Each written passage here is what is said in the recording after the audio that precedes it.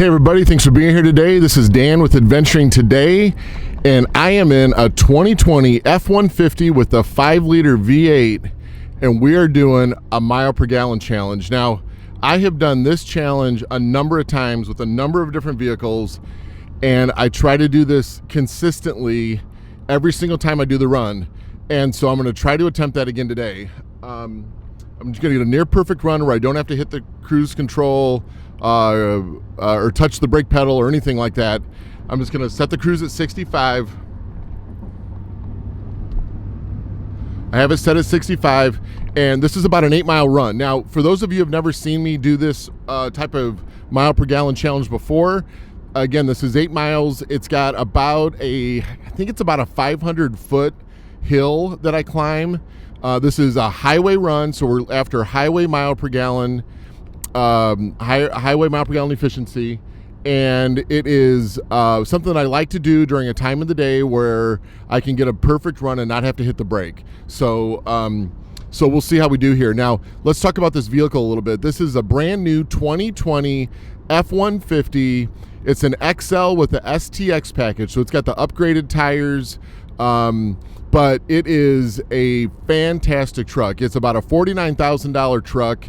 It's got lots of good features in it. It's got a 355 rear axle, and it's got, most importantly, the drivetrain. It's a 5-liter V8 with a 10-speed transmission, and I am telling you, this drivetrain is amazing. I mean, this is, I don't care if you spend 80 grand on this truck or if you spend 40 grand on this truck and you get this 5-liter V8 with this 10-speed transmission, it is a winner.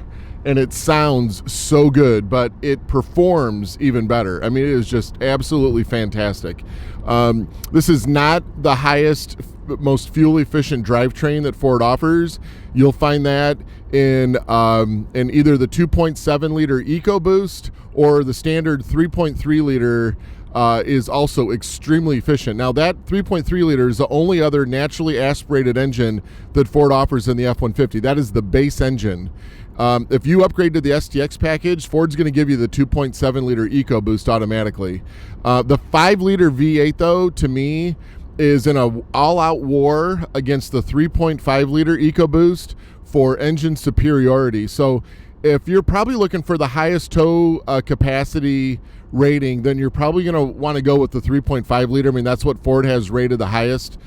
But if you want to go with something that is a little bit simpler, that has a wide open engine compartment with not much electronics or extra plumbing to get in the way of things like, you know, the belts or fuel pump, or, you know, just difficulty in just doing regular maintenance on vehicles like spark plugs and so forth, then you're going to want to go with the 5-liter V8.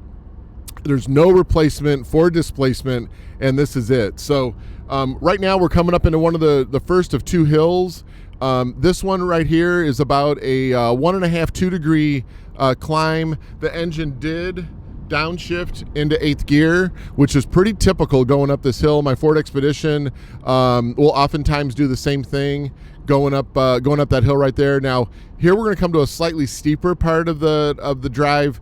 This one will take us to our peak, up about 500, maybe 550 feet. This again is about a 3-degree incline, probably really hard to see on camera, but again, the transmission shifted down to 8th gear. And now I did this run, and I'll link this at the end of the video. I did the same exact run in a 2020 Ram Lariat with the 5.7 liter Hemi. I'm sorry, Ram Laramie with the 5.7 liter Hemi, and that engine did pretty darn good. Now, it does have the ability to deactivate cylinders, whereas the 5-liter from Ford does not. Again, remember, I said this was a very, very simple engine. It's got variable valve timing, but other than that, there's not much going on here other than electronic fuel injection and, of course, an engine computer to control timing and so forth. But it's the simplicity and the efficiency that this engine operates is what it's all about. Those of you out there who know what I'm talking about with this motor, I highly encourage you to contact Ford. I've heard rumors that this engine could possibly be on the chopping block somewhere down the road. If you want this engine to stay around, write them letters. I know I have. I want them to keep this motor in this truck because I know that there's a huge amount of people out there that the reason why they buy the F-150 is for the V8. And so hopefully Ford never gets rid of this motor. With the drop in recent fuel prices, hopefully that extends the life of the motor. We need this motor to stick around. It is just absolutely amazing. So now on the second part of the trip, on this test, we are going downhill for a good portion of this. Now, the downhill is very slight. It's about a 1.5 degree downhill slope to really get back to where we were. Now, how do I know that the elevation is approximately the same? Well, back where we started the hill climb, we went across a bridge where there's a river. It's called the Merrimack River. And I'm on Highway 44 right now in St. Louis County. And then where I get off the exit is right next to that same exact river. So maybe that river's dropped 5 feet or so over the course of this distance, but it hasn't dropped that much. So for all practical purposes, I'm starting at the same elevation that I'm stopping at with this big hill in between.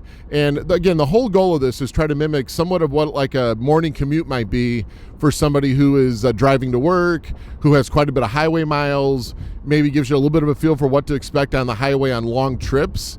I know this is short, it's only 8 miles, but it is worth doing because I can compare all these different vehicles on this same trip, and I get a really consistent run, not have to redo this 5 or 6 times because of having to hit the brake pedal for traffic. The other thing is there's no stoplights or anything like that that are getting in my way that can create inconsistency amongst the runs. So as we're coming up here to the end, this is our exit. We're only a half a mile away. What I do is I take my foot off, or I turn off the cruise control right at the exit here, and I just coast down to the stoplight. So in just a second here, I'm going to turn off the cruise, which of course is still set at 65. And now I'm just cruising in. Now for the last maybe half a mile or so, I'm breaking the speed limit by about 5 miles per hour. But there's never any cops around here, and I'm doing it on purpose just because I want to create consistency with my run. But we're coming up here near the end. As I get down to the bottom, we're going to get a little feel for what the miles per gallon were. Now, let's see where we are.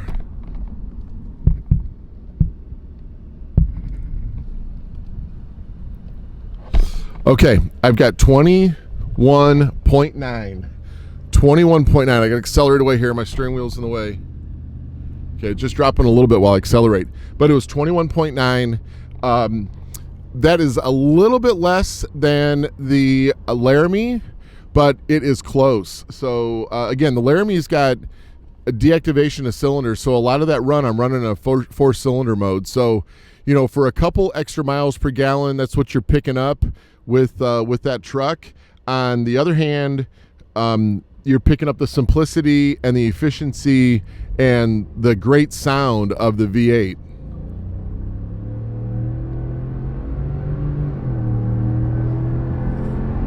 That's picking that up good. I got up to 70 miles per hour right there. It's pretty pretty amazing sound. So anyway, with that, that's my fuel mile per gallon challenge. Got any questions, put them down in the comments. I appreciate you being here today.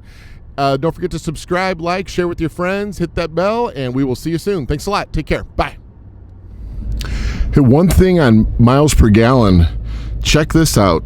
The truck has 5,118 miles on it, and the trip to trip odometer was reset at 5,111 miles. So that's virtually the entire lifetime of this truck. And I know that mile per gallon gauges from the manufacturer aren't always completely accurate, but they're really, really, really close, especially on these Fords. And we're at 16.6 miles per gallon for lifetime. This has been a loaner truck for those entire 5,000 miles. So you got all kinds of drivers in here. And if you had a loaner, do you think on average it gets driven harder than the average person drives your truck, or easier than the average person drives your truck? I'll let you decide that one. But 16.6 for the 5-liter V8 is a pretty good number in my opinion. So cold. Never thought we had to run through burning fire.